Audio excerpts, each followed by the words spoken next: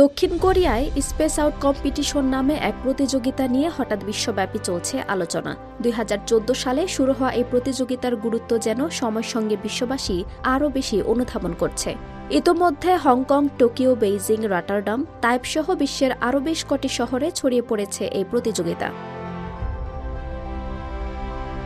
প্রতিযোগিতাটির আসর বসে প্রাকৃতিক পরিবেশে, খোলা মাঠে, চারপাশে গাছপালা, থাকে দর্শকের বসার আসন।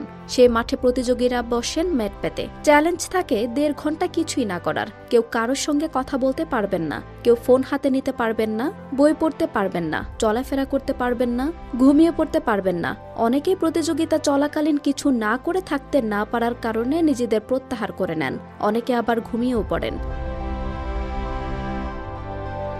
যিনি পুরোটা সময় সবচেয়ে বেশি রিল্যাক্সড থাকবেন, হৃদস্পন্দন স্বাভাবিক থাকবে, নড়াচড়া করবেন সবচেয়ে কম, তিনি বিজয়ী। বিজয়ীকে সেরা মানসিকভাবে স্থিতিশীল মানুষ এর আখ্যা দেওয়া হয় দ্য থিঙ্কার ট্রফি ও সার্টিফিকেট। সময়ের সঙ্গে কিছু না করা গুরুত্বপূর্ণ হয়ে দাঁড়িয়েছে, সেটি অনুধাবন করে কয়েকজন মনোরোগ বিশেষজ্ঞ ও থেরাপিস্টকে সঙ্গে নিয়ে ভিজুয়াল আর্টিস্ট হুইপ সাইং 2014 সালে দক্ষিণ কোরিয়ার রাজধানী সিউলে এই প্রতিযোগিতা শুরু করেন।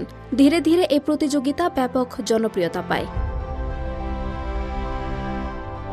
যে কারণে জনপ্রিয়তা পাচ্ছে এই প্রতিযোগিতা। বর্তমান জীবনযাপন থেকে মেন্টাল রেস্ট বা মনের বিরাম অনেকটাই বিলুপ্তির পথে, কিন্তু স্বাস্থ্যকর সুখী জীবনযাপনের জন্য মনের বিশ্রামের বিকল্প হয় না। আধুনিক জীবনে তাই স্থিতি আনতে, মানসিক স্বাস্থ্য ভালো রাখতে, মনোযোগ বাড়াতে, মানসিকভাবে সেরে উঠতে, সর্বোপরি একটা ভালো জীবনের জন্য মানুষ ক্রমেই এ প্রতিযোগিতার গুরুত্ব অনুধাবন করছে।